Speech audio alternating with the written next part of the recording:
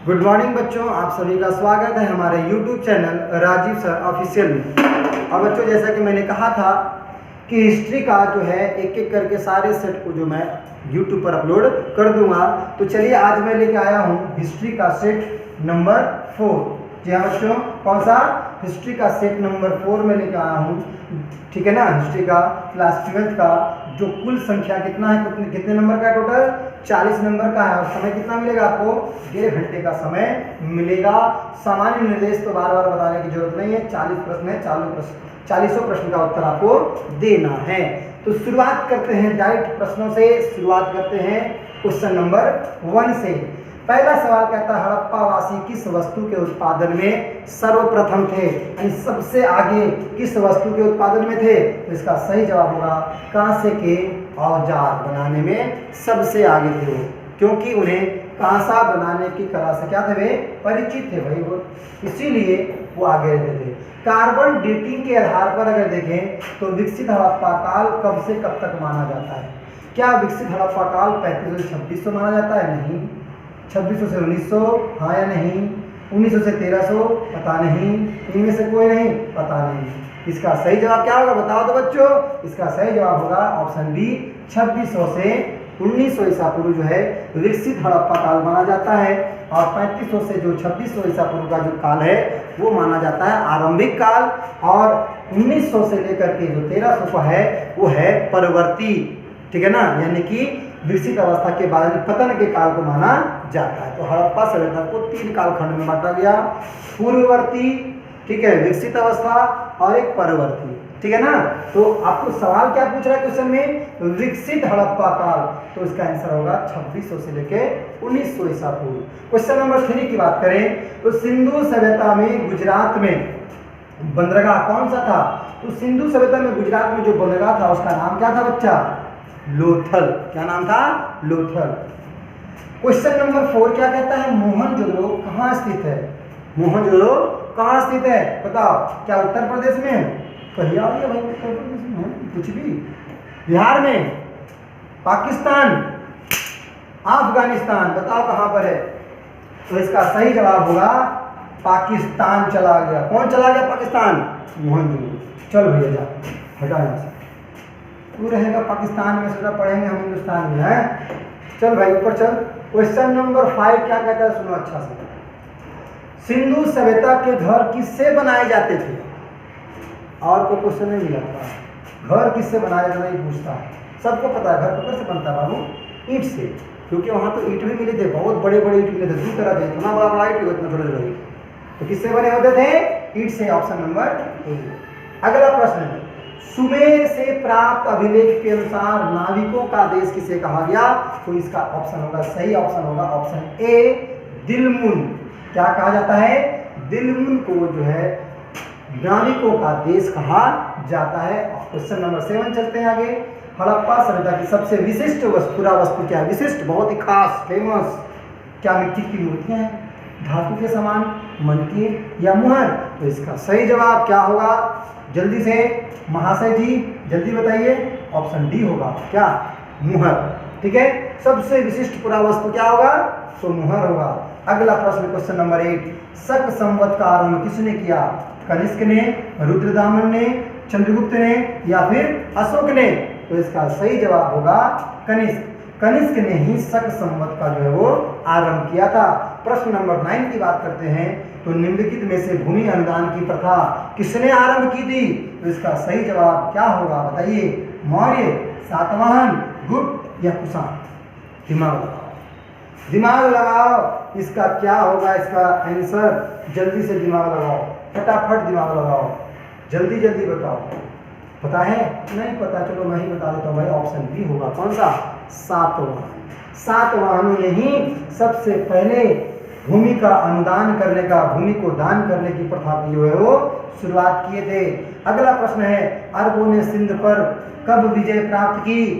तो अरबों ने सिंध पर जो है 712 ईस्वी में विजय प्राप्त कर लिया और अरबों ने सिंध पर अपना जो है शासन स्थापित कर लिया। अगला प्रश्न कहता है, वेनसांग जो है किसके दरबार में भारत आया था?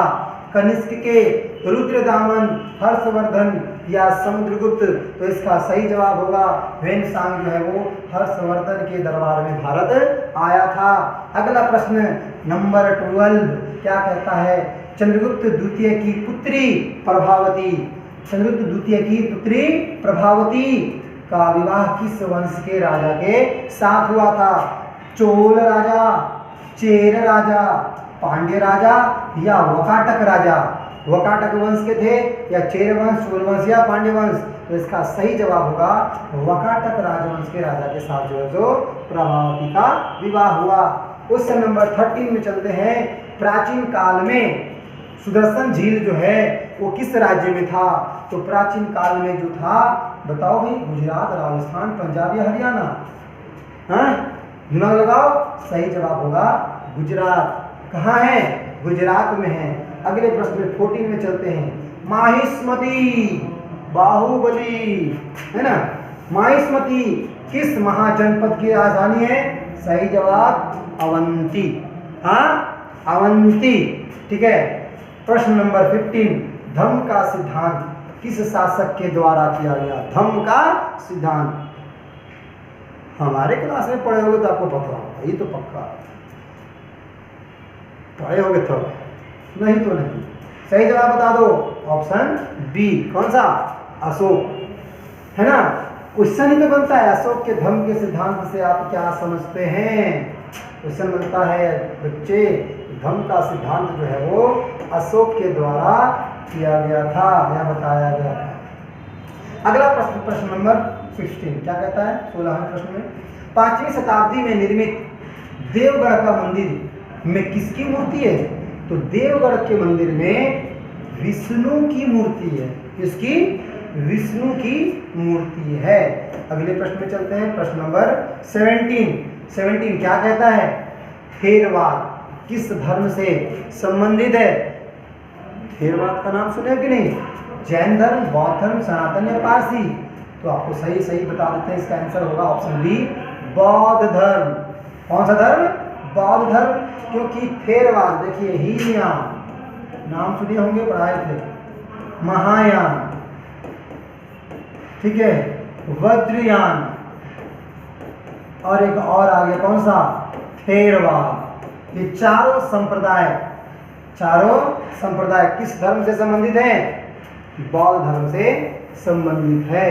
इसलिए इसका आंसर क्या होगा? थेरवाद किस धर्म से संबंधित है? बौद्ध धर्म से। अगला प्रश्न, प्रश्न नंबर 18। भिल्सा टॉप्स के लेखक कौन थे? भिल्सा टॉप्स के लेखक कौन थे?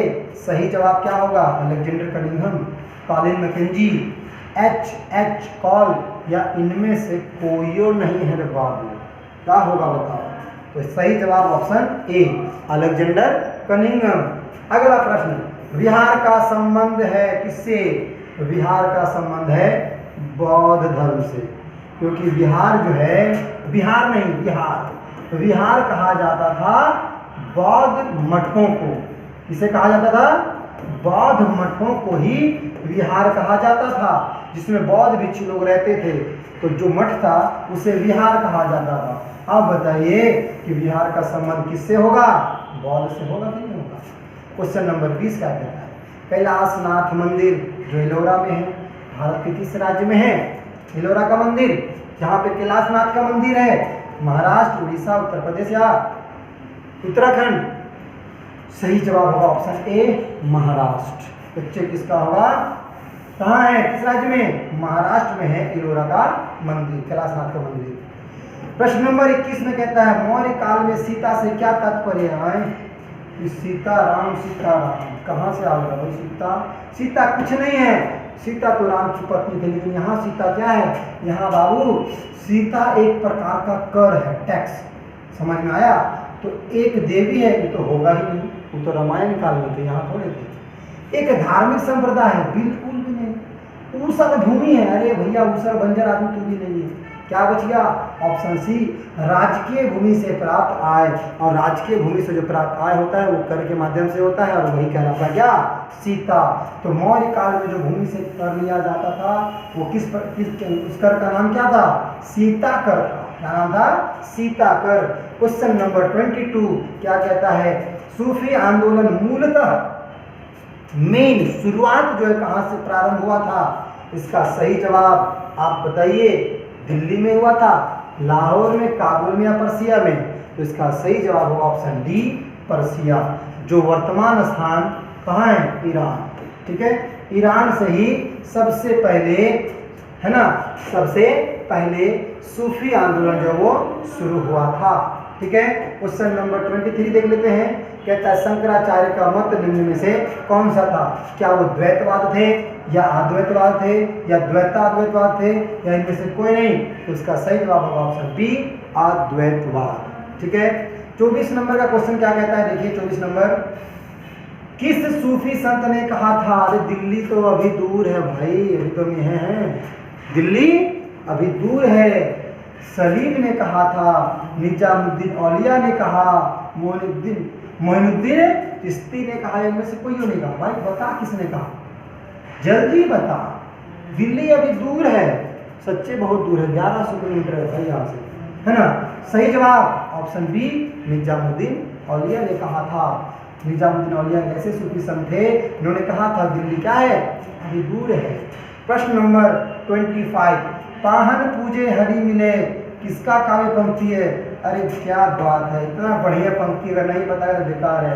पाहन पूजे हरि मिले तो मैं पूजूं पहाड़, ताते तो चाकी भले पीस खाए संसार। यह पंक्ति जो है किस संत ने, किसने दिया था बताइए?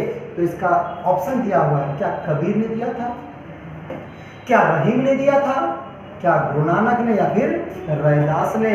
तो सही जवाब होगा ऑप्शन ए, कबीर। ठीक है, रैदास को कहा जाता है संतों का संत, संतों का संत किसे कहा जाता है? रैदास को कहा जाता है संतों का संत। अगला प्रश्न कहता है, निम्न में से महाराष्ट्र के संत कौन थे? तुकाराम, रामदास, ज्ञानेश्वर या इनमें सभी? मार दो सही, इनमें से सभी।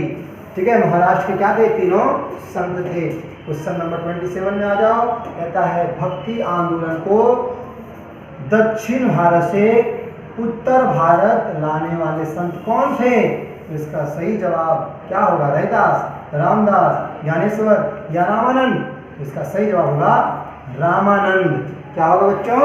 Ramanand, option D. Question number 28 चलते हैं। कृष्ण देवराय के दरबार में तेनाली रामन किस पद पर थे? तो तेनाली रामन जो थे भाई बताओ उसका पद क्या था? क्या वो परामर्शदाता थे, कवि थे, सेनापति थे या फिर मंत्री थे? तो इसका सही जवाब होगा ऑप्शन बी, कवि थे। कृष्णदेवराय के दरबार में तेनाली रामन जो थे वो एक प्रसिद्ध कवि थे। क्वेश्चन नंबर 29, अमरम का क्या अर्थ है? तो अमरम जो है उसका अर्थ बताइए, क्या उसका अर्थ किसान होता है, राजा होता है, पद होता है, फिर जागीर होता है? तो इसका सही जवाब होगा जागीर। बहुत बच्चे कंफ्यूज हो जाते हैं और एक पद भी मार देते हैं, गलत हो जाएगा।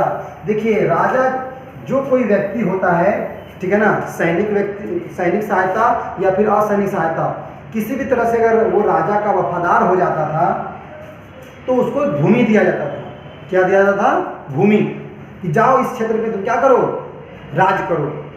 तो जो भूमि उसको मिलता था वो कहलाता था अमरम, और भूमि को क्या कहा जाता है? जागीर। जमीन के टुकड़े को कहते हैं जागीर। ठीक है, तो अमरम मिला जिस भूमि को, वो क्या बन गया? अमर नायक। मुगल काल में उस भूमि के टुकड़े को जागीर कहते थे और जिसको मिलता था उसे जागीरदार कहते थे। लेकिन विजयनगर साम्राज्य में भूमि के टुकड़े को अमरम कहते थे और जिसको यह टुकड़ा भूमि का मिलता था उसे अमर नायक कहते थे। क्या कहते थे? अमर नायक कहते थे। तो क्लियर हो गया, अमरम का अर्थ क्या होता है? जागीर होता है। ठीक है, प्रश्न नंबर 30 क्या कहता है? इनमें से आंध्र भोज कहा जाता है किसको? हरिहर को, राजेंद्र चोल को, बुक्का को या कृष्णदेवराय को? तो सही जवाब होगा ऑप्शन डी, कृष्णदेव राय को।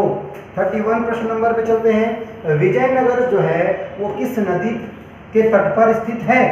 तुंगभद्रा, नर्मदा, यमुना, गंगा? तुंगभद्र, ऑप्शन ए सही मान लिया। फटाफट, इतना लेट नहीं लगना है, धनाधन भरते हुए आ जाओ। 32 नंबर में आ जाओ। विजयनगर के महान साम्राज्य के अवशेष कहाँ पाए जाते हैं?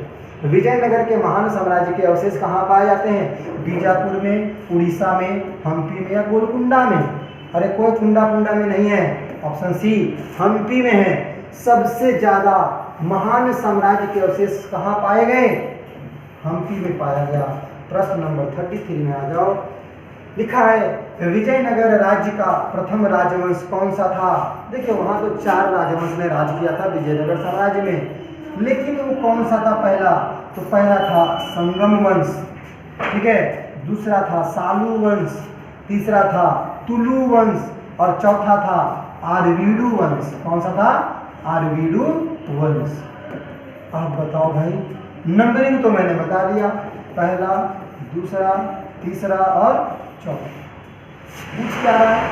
प्रथम राजवंश, तो ऑप्शन सी हो गया ना, संगम वंश। और आपको बता दें संगम वंश के थे ही हरिहर एवं गुप्ता, जबकि विजयनगर जो के साम्राज्य के सबसे प्रसिद्ध जो राजा थे कृष्णदेवराय, वो किस वंश के थे? तुलु वंश के थे। क्लियर? 34 क्वेश्चन नंबर क्या कहता है कि तंबाकू का सेवन सर्वप्रथम किस मुगल सम्राट ने किया? इसका सही जवाब होगा अकबर। 35 क्वेश्चन क्या कहता है? सैनिकों द्वारा लूटा गया युद्ध की संपत्ति का 1/5वां भाग राज्य को जो प्राप्त होता था उसे किस नाम से जाना जाता है? तो भाई सैनिकों द्वारा अन्य किसी क्षेत्र पर या राज्य पर जो कब्जा करके लूटते थे संपत्ति, उसका 1/5वां भाग राज्य को देना पड़ता था और उस टैक्स को बोलते थे खम्स। क्या बोलते हैं? खम्स। क्वेश्चन नंबर 36 कहता है विभिन्न विद्याओं के विशेषज्ञ नवरत्न किसके दरबार में रहते थे? तो इसका सही जवाब होगा अकबर। अकबर के दरबार में नवरत्न रहते थे।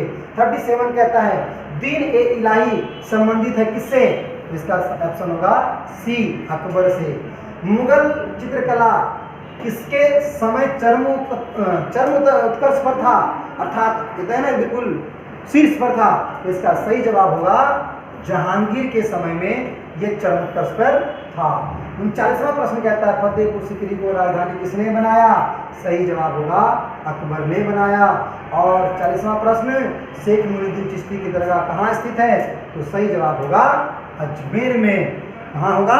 अजमेर में। आई होप बच्चों कि आप 40 प्रश्न का उत्तर बिल्कुल अच्छे से समझ में आ गया होगा, आपको याद भी हो गया होगा, पढ़ते पढ़ते ही याद हो जाता है। एक दो बार और पढ़ लीजिएगा ताकि दिमाग में बना रहे, नहीं तो भाई भूल जाओ, गड़बड़ा जाएगा होगा ना, इसलिए मन से पढ़ लो। ठीक है, मिलेंगे 5वें सेट में नेक्स्ट वीडियो के साथ। ठीक है।